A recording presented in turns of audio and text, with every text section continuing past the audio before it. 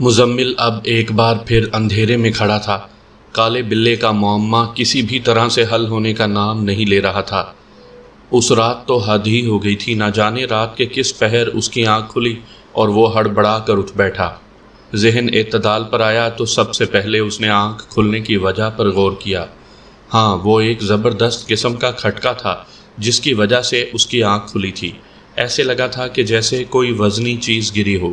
پہلے پہل تو اس کی سمجھ میں نہیں آیا کہ ہوا کیا ہے، پھر اس کو احساس ہوا کہ شاید صحن میں کچھ گرا ہے۔ چنانچہ اس نے صحن کا رخ کیا اور پھر اسے ٹھٹک کر رک جانا پڑا۔ صحن میں روشن بلب کی روشنی میں اس کو وہی نظر آیا۔ اس کی سرخ آنکھیں اس کو دور سے دکھائی دے گئیں۔ ہاں، یہ وہی تھا، وہی کالا بلّا جو اپنی پوری توجہ مزمل پر مبذول کیے ہوئے تھا۔ یہ بھی اتفاق ہی تھا کہ سامنے ایک ڈنڈا بھی پڑا ہوا تھا۔ اس نے وہ ڈنڈا اٹھا لیا۔ اب اس کے قدم اس کی جانب اٹھ رہے تھے۔ بلے کے انداز سے بالکل نہیں لگ رہا تھا کہ وہ مزمل سے خوف زدہ ہے۔ وہ کسی بت کی طرح اپنی جگہ جمع ہوا تھا، وہ اپنی نظریں مزمل پر ہی جمائے ہوئے تھا۔ اچانک اس کے ذہن میں فوری طور پر ایک خیال آیا۔ صحن تو کھلا تھا، وہ بلّا کسی بھی طرف سے بھاگ سکتا تھا، چنانچہ مزمل دوسری طرف سے رکھنے لگا۔ اس کی کوشش تھی کہ وہ مردود بلّا کسی طرح سے اسٹور میں جا گھسے۔ اتفاق سے اسٹور کا دروازہ بھی کھلا ہوا تھا۔ اس نے دل میں سوچا کہ کاش یہ مردود اسٹور میں ہی گھس جائے تو اس سے ہمیشہ کے لیے جان ہی چھوٹ جائے۔ وہ مسلسل دائیں طرف سے آگے بڑھ رہا تھا۔ بلے کی پوزیشن میں کوئی فرق نہیں آیا تھا، البتہ مزمل کی موومنٹ کے ساتھ اس کی گردن بھی آہستہ آہستہ گھوم رہی تھی۔ اور پھر مناسب جگہ پر پہنچ کر مزمل نے بڑی ہی پھرتی سے ڈنڈا فضا میں بلند کیا۔ شٹاک کالے بلے کی کمر پر رسید کر دیا۔ بلے کے حلق سے بڑی ہی بھیانک قسم کی غراہٹ کی آواز نکلی اور وہ اچھل کر اسٹور کے اندر جا گرا۔ پھر وہ پھرتی سے آگے بڑھا اور دروازہ بند کر دیا۔ شکر ہے جان چھوٹی، وہ زیر لب بڑبڑایا۔ پھر اس نے ایک طویل سانس لے کر ڈنڈا ایک جانب اچھال دیا۔ دوسری طرف اسٹور میں بلّا مسلسل دروازے پر زور آزمائی کر رہا تھا۔ پھر اسٹور کے دروازے پر کھرچنے کی آوازیں آنے لگیں۔ دوسرے دن مزمل دوبارہ ٹرائی کرنے کے لیے آستانہ تک جا پہنچا۔ اس بار آستانے کا دروازہ کھلا ہوا ملا۔ حکیم صاحب اپنی جگہ بیٹھے ہوئے تھے۔ مزمل نے ان کو جب آستانے کے بند ہونے والی بات بتائی تو وہ حیرت زدہ ہو گئے۔ حیرت ہے، میں کہیں نہیں گیا تھا، پھر آستانہ بند کیوں تھا؟ اس کی بات سن کر وہ مسکرائے۔ ارے میاں، ہم ذرا اپنے ایک کام سے اپنے عزیز کے گھر گئے ہوئے تھے، زیادہ سے زیادہ ہمیں 1 گھنٹہ لگا ہوگا۔ ارے حیرت ہے، مزمل نے کہا۔ ارے برخوردار، کسی نے مذاق کیا ہوگا جب ہم نے تم سے کہا تھا کہ ہم ذہنی رابطہ کر لیں گے۔ تو اس کا مطلب آپ نے معلومات کر لی ہیں؟ ہاں، وہ آہستہ سے بولے۔ میرے لیے بھی آپ کے لیے ایک اطلاع ہے۔ اچھا، وہ کیا؟ میں نے اس کالے بلے کو اپنے گھر کے اسٹور میں قید کر لیا ہے۔ اچھا، حکیم صاحب طنزیہ انداز میں بولے۔ حکیم صاحب، میں سچ کہہ رہا ہوں۔ ہو سکتا ہے میاں تمہاری بات ٹھیک ہو، لیکن اگر تم نے اسی کالے بلے کو قید کیا ہے تو وہ اب تک وہاں سے آزاد ہو چکا ہوگا۔ حکیم صاحب پرسکون لہجے میں بولے۔ آپ دیکھ لیں ایک دفعہ چل کر۔ چلو میاں۔ پھر دونوں اٹھ کھڑے ہوئے۔ قریب 1 گھنٹے کی ڈرائیونگ کے بعد دونوں گھر پہنچ گئے۔ اسٹور کے دروازے کو دیکھ کر وہ دونوں ہی حیران رہ گئے تھے، جبکہ حکیم صاحب کے ہونٹوں پر ایسی مسکراہٹ تھی کہ جیسے انہیں معلوم ہو کہ یہی ہونا تھا۔ دروازہ بیچ میں سے ٹوٹا ہوا تھا اور وہ بلّا غائب تھا۔ مجھے معلوم تھا ایسا ہی ہوگا۔ خیر، جو ہوا سو ہوا۔ اب تم چاند کی 14 تاریخ کو میرے پاس آنا، پھر میں بتاؤں گا کہ اصل معاملہ کیا ہے۔ ٹھیک ہے حکیم صاحب، میں حاضر ہو جاؤں گا۔ مزمل کے انداز سے شکستگی ظاہر تھی۔ اچھا میاں، میں اب چلتا ہوں۔ ارے نہیں حکیم صاحب، آپ کھانا کھا کر جائیں، والدہ نے آلو گوشت بنایا ہے۔ اس کی بات سن کر حکیم صاحب مسکرائے اور بولے، میاں گوشت ہمیں بہت مرغوب ہے، آپ اصرار کر رہے ہیں تو کھا کر ہی جائیں گے۔ کھانے کے دوران مزمل نے حکیم صاحب سے پوچھا، حکیم صاحب وہ نکلا کیسے؟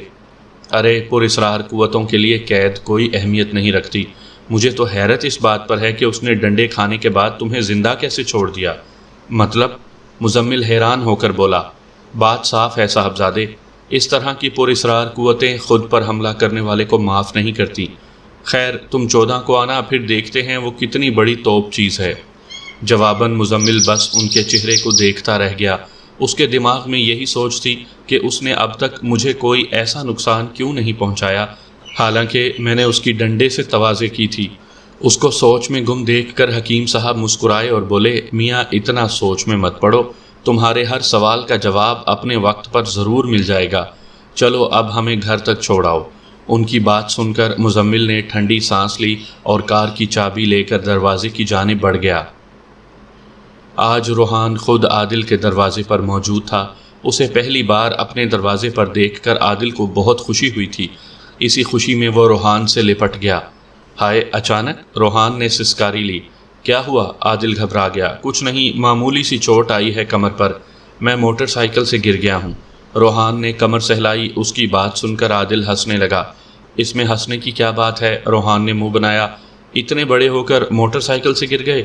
ابے تو سیکھ رہا تھا نا، روحان نے مصنوعی خفگی سے جواب دیا۔ دونوں باتیں کرتے ہوئے ہوٹل کی جانب چل پڑے۔ ہوٹل پہنچ کر کھانے کا آرڈر دیا گیا۔ حسب معمول روحان نے کھانے سے بھرپور انصاف کیا۔ کھانے سے فارغ ہونے کے بعد روحان نے عادل سے کہا، تم مجھے ہانیہ کے بارے میں کچھ بتا سکتے ہو؟ کیوں؟ عادل کے لہجے میں حیرت تھی۔ ارے بھائی، بھابھی ہے وہ تیری۔ بھابھی؟ ہاں بھائی، محبت ہے میری وہ۔ کیسی محبت؟ عادل نے غور سے اس کی طرف دیکھا۔ ایسی محبت کہ چند سال کے بعد اس کے بچے تمہیں ماموں کہیں گے؟ مطلب؟ شادی ہونے والی ہے اس کی مزمل کے ساتھ۔ ابھی شادی ہوئی تو نہیں نا؟ روحان مسکرایا۔ کیا مطلب؟ ہر کہانی اپنے آغاز سے لے کر انجام تک بہت سے موڑ لیتی ہے۔ ابھی تو یہ کہانی انٹرول تک ہی پہنچی ہے، انجام تو باقی ہے۔ روحان کا لہجہ معنی خیز تھا۔ تم صرف فلمی مکالمے بولنا، وہ اس کو لے اڑا۔ اس کی بات سن کر روحان کی آنکھوں میں غصہ چھلک آیا۔ اس نے بڑی قہر آلود نگاہوں سے عادل کی جانب دیکھا۔ یہ غصہ صرف چند لمحوں کا تھا، اس کے بعد اس کے چہرے کے تاثرات معدوم پڑنے لگے۔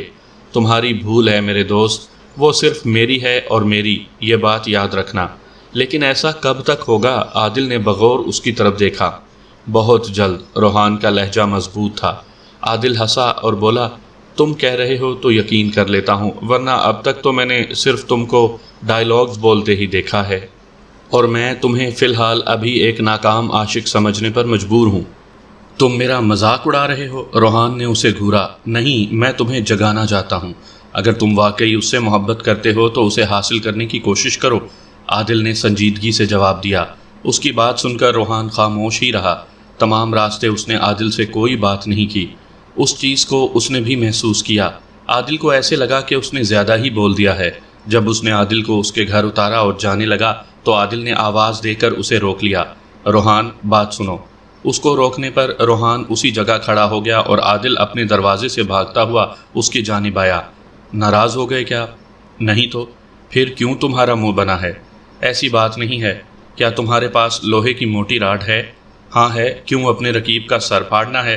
جواب میں روحان ہنس کر بولا، ارے نہیں، میرا ایسا کوئی ارادہ نہیں، بس تم راڈ لے کر آؤ۔ عادل کچھ سمجھ نہ آنے والے انداز میں سر ہلا کر باہر چلا گیا۔ جلد ہی اس کی واپسی ہوئی۔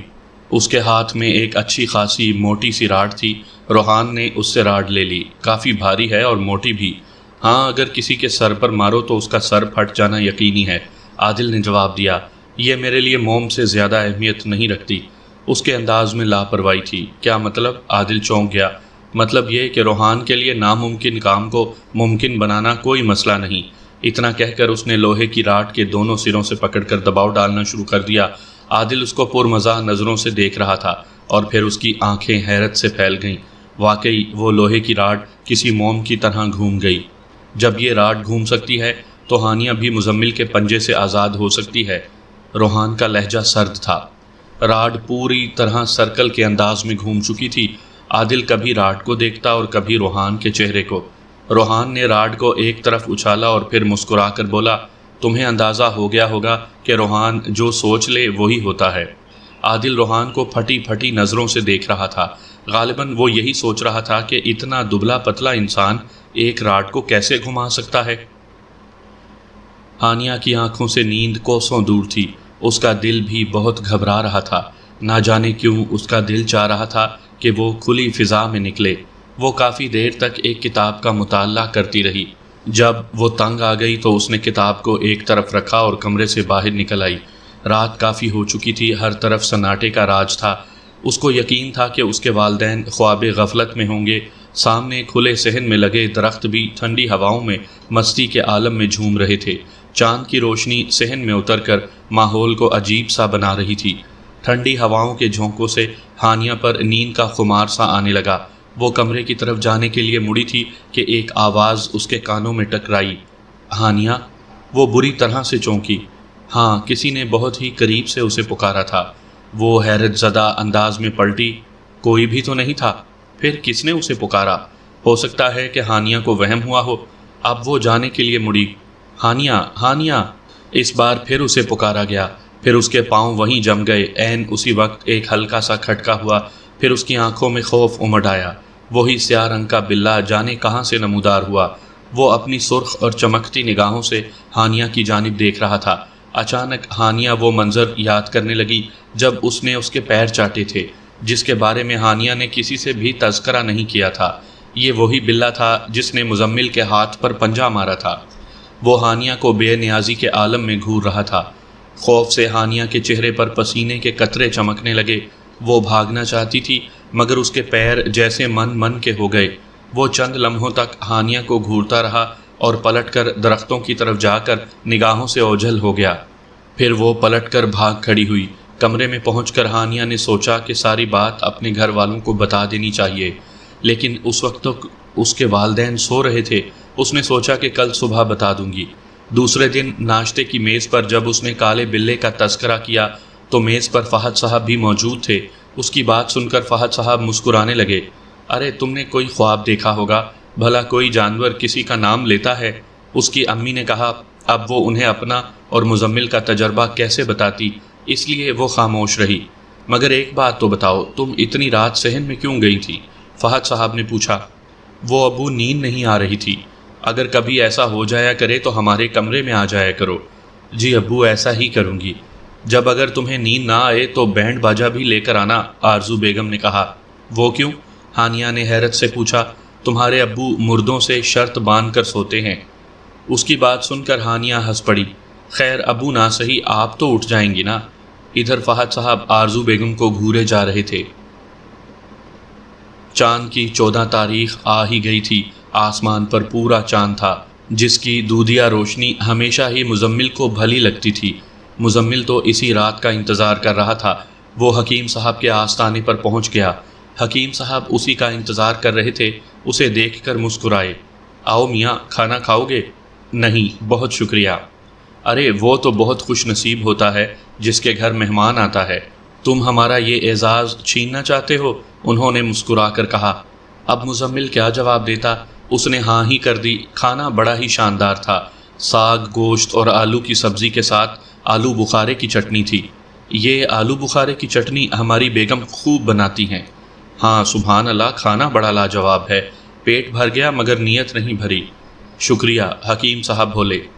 کھانا کھا چکنے کے بعد حکیم صاحب نے برتن لے کر اپنے گھر والے حصے میں چلے گئے۔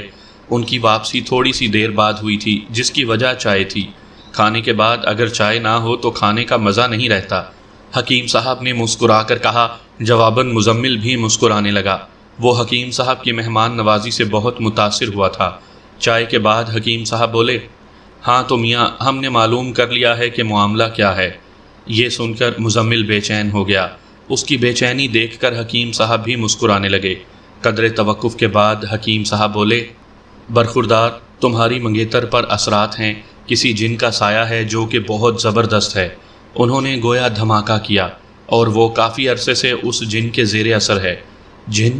مزمل کا منہ کھل گیا۔ تو گویا میرا شک درست تھا۔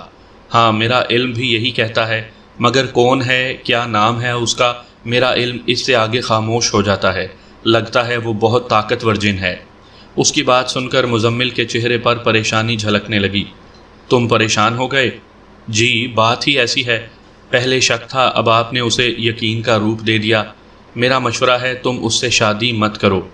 ان کی بات پر مزمل سناٹے میں آ گیا اور پھر بولا، حکیم صاحب میں اس سے بے حد محبت کرتا ہوں، اور آپ ایسا کیوں بول رہے ہیں؟ میں ایسا اس لیے بول رہا ہوں کہ شادی کے بعد تمہیں ضرور علم ہو جاتا کہ لڑکی پر جن کا سایہ ہے، اور وہ پراسرار قوت کسی وقت خود کو ظاہر کرتی اور تمہاری جان خطرے میں آ جاتی۔ میری جان تو ہانیہ ہے سر، اس کے بغیر تو میں زندگی کا تصور بھی نہیں کر سکتا۔ مزمل اچانک جذباتی ہو گیا۔ یہ سن کر حکیم صاحب چند لمحے کے لیے اس کی طرف دیکھتے رہے اور پھر بولے، بیٹا کچھ تو کرنا ہی ہوگا، چلو دیکھتے ہیں، اس سلسلے میں اپنے مرشد سے رابطہ کرتا ہوں۔ اچانک ایک خیال مزمل کے ذہن میں بجلی کے کوندے کی طرح لپکا۔ کیا وہ سیاہ پوش اور بلا ایک ہی ہے؟ یہ وہی جن ہے جس کے مختلف روپ ہیں؟ اچانک مزمل چونکا اور پھر بولا، حکیم صاحب کچھ دن پہلے ہانیہ کا رشتہ آیا تھا اور پھر انہوں نے بغیر وجہ انکار کر دیا تھا۔ حکیم صاحب سوچ میں پڑ گئے۔ اس لڑکے سے بات کرو اور اس سے پوچھو کہ کیوں تم نے انکار کیا تھا، کہیں ایسا تو نہیں کہ اس جن نے ہی یہ رشتہ خراب کروایا ہو؟ حکیم نے ایک تہلکہ خیز انکشاف کرتے ہوئے کہا، تو مجھے اس لڑکے سے ملنا پڑے گا۔ مزمل نے سوچتے ہوئے کہا، ہاں ضرور ملو۔ حکیم صاحب اس جن سے نجات حاصل کرنے کا کوئی طریقہ ہے؟ اس کی بات پر حکیم صاحب مسکرائے اور بولے، میاں ہر مسئلے کا حل ہوتا ہے، اس کا بھی کوئی نہ کوئی حل ضرور ہوگا، اس کے لیے میرے مرشد ہیں نا۔ ایک اور بات حکیم صاحب بولے، جس آدمی نے تمہیں آستانہ بند ہونے کا کہا تھا، میرے علم کے مطابق یہ وہی جن تھا۔ ان کی بات سن کر مزمل ان کو یک ٹک دیکھنے لگا۔ اس کی نظروں میں حیرت بھی تھی اور خوف بھی۔ وقار سے مزمل کی ملاقات اس کے آفس میں ہوئی تھی۔ وہ مزمل کو دیکھ کر قدرے حیرت اور الجھن میں تھا۔ کون ہیں آپ اور کس سلسلے میں تشریف آوری ہوئی ہے؟ کچھ انفارمیشن لینی تھی آپ سے، اگر آپ مائنڈ نہ کریں تو۔ اس کا لہجہ کافی مہذب تھا۔ وقار نے اسبات میں سر ہلایا اور بولا، لنچ کا وقت ہے اور میں میس جا رہا ہوں، آپ چلیں، اسی جگہ بات ہو جائے گی۔ چلیں، اوکے۔ میس پہنچ کر وقار نے اپنے اور مزمل کے لیے بریانی لی تھی۔ کھانے کے دوران وقار نے پوچھا، جی کس قسم کی معلومات درکار ہیں آپ کو؟ ہانیہ کے بارے میں۔ اس کی بات سن کر وقار چونک پڑا۔ اس نے فوراً ہی چمچہ واپس پلیٹ میں رکھ دیا اور اس کی طرف الجھن زدہ نظروں سے دیکھنے لگا۔ میں یہ جاننا چاہتا ہوں کہ آپ نے ہانیہ کو انکار کیوں کیا تھا؟ مگر آپ ہیں کون؟ اس کی بات سن کر مزمل نے اس کی طرف دیکھا اور پھر ایک گہری سانس لے کر بولا، میں ہانیہ کا منگیتر ہوں۔ او، وقار کے منہ سے نکلا۔ دوسرے پل اس نے ہونٹوں پر زبان پھیری اور کچھ سوچنے لگا۔ کچھ لمحات تک سوچنے کے بعد وہ بولا۔ مزمل کو یوں لگا کہ جیسے وہ سب کچھ اگلنے کے لیے بے چین ہو۔ بریانی تو ختم ہو گئی، اب چائے منگواتے ہیں، وقار نے کہا۔ میرے سوال کا یہ جواب تو نہیں؟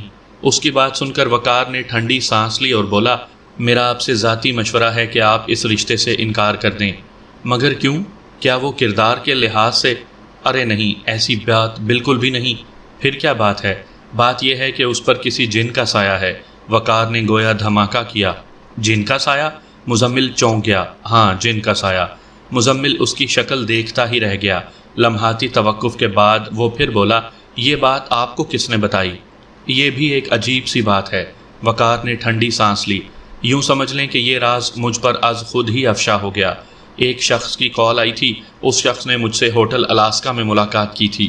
ہو سکتا ہے کہ وہ ہانیہ کا واقف کار رہا ہو یا پھر اس کے باپ کا کوئی دشمن۔ دشمن کیوں؟ اس کی بات سن کر وقار مسکرایا۔ ہانیہ کا باپ تو ایسی حرکت کر نہیں سکتا کہ اس کا رشتہ خراب کر دے۔ ایسی حرکت تو کوئی ایسا ہی شخص کر سکتا ہے جو ان کا دشمن ہو۔ او اچھا۔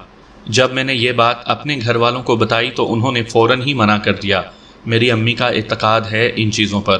میرے لیے اچھا ہی ہوا کیونکہ اب میری ایک دوسری جگہ بات چیت چل رہی ہے۔ اس کی بات پر مزمل سوچ میں پڑ گیا۔ کچھ لمحوں کے بعد وہ بولا، اچھا تم یہ تو بتاؤ کہ وہ کون تھا جس نے تمہیں یہ بات بتائی تھی؟ اس پر وقار نے اسے چونک کر دیکھا اور پھر بولا، میں نے پہلی بار اسے دیکھا تھا۔ اچھا، وہ ضرورت سے زیادہ خود اعتمادی کا شکار معلوم ہوتا تھا۔ اچھا، کوئی نام تو ہوگا اس کا؟ ہاں، کوئی عجیب سا نام تھا اس کا۔ وہ دماغ پر زور دیتا ہوا بولا، ہاں یاد آیا، روحان۔ ہاں، روحان نام تھا اس کا۔ مزمل حیرت کے مارے اچھل پڑا اور پھٹی نگاہوں سے اسے دیکھتا ہی رہ گیا۔ وقار اس کی بدحواسی پر حیران ہو گیا۔ کیا تم اسے جانتے ہو؟ ہاں، میں اسے جانتا ہوں، بلکہ اس سے ملا بھی ہوں۔ اب تو اس سے دوبارہ ملنا ہی پڑے گا۔ اتنا کہہ کر مزمل وہاں سے نکل آیا۔ اس کا ذہن بار بار اس کی بات کی گردان کر رہا تھا کہ روحان کو کیسے پتہ چلا کہ ہانیہ پر اثر ہے؟ اس نے وقار سے ملاقات کو منع کیوں کیا؟ کیا اس نے اسی لیے اس کا نمبر لیا تھا؟ متعدد سوالات اس کے ذہن میں گونج گئے۔ روحان کون تھا؟ وہ یہ سب کیسے جانتا تھا؟ اب تو اس سے ملنا ضروری ہو گیا تھا۔ اس نے وقار کو پاشا کا بھی بتایا تھا۔ وہ پاشا نامی آدمی کو کس طرح جانتا تھا؟ دوسرے دن وہ وقت سے پہلے ہی یونیورسٹی پہنچ گیا تھا۔ اگر کہا جائے کہ رات کو مزمل ٹھیک طرح سے سویا بھی نہیں تھا تو یہ غلط نہیں ہوگا۔ اس نے یونیورسٹی میں آ کر ہر جگہ روحان کو تلاش کیا، مگر روحان اسے نہ مل سکا۔ کافی ڈھونڈنے کے بعد تھک ہار کر وہ پارک میں آ کر بیٹھ گیا۔ اچانک اسے عادل آتا ہوا دکھائی دیا۔ عادل روحان کا سب سے گہرا دوست تھا۔ مزمل نے اکثر ان دونوں کو ساتھ ہی دیکھا تھا۔ چنانچہ اس نے عادل کو پکڑ لیا۔ روحان کے بارے میں معلوم کرنا ہے۔ وہ کہاں ہے؟ میں سمجھا نہیں۔ تم اس کے گہرے دوست ہو، وہ یونیورسٹی نہیں آ رہا، مجھے اس کے گھر کا پتہ دو، مجھے بہت ہی ضروری کام ہے اس سے۔ یہ سن کر عادل گھبرا سا گیا اور دوسرے ہی پل وہ بولا، میں نہیں جانتا۔ ہاں، اس نے میرا گھر ضرور دیکھا ہے۔ جب اسے ملنا ہوتا ہے تو وہ میرے پاس آ جاتا ہے۔ کیا اس نے کبھی بھی اپنا پتہ نہیں دیا؟ نہیں، اور نہ ہی مجھے ضرورت پڑی۔ عادل نے مایوسی سے سر ہلایا اور پھر آگے بڑھ گیا۔ مزمل اسے جاتے دیکھتا رہا۔ اسے ایسا محسوس ہو رہا تھا کہ عادل جھوٹ بول رہا ہے، مگر کیوں؟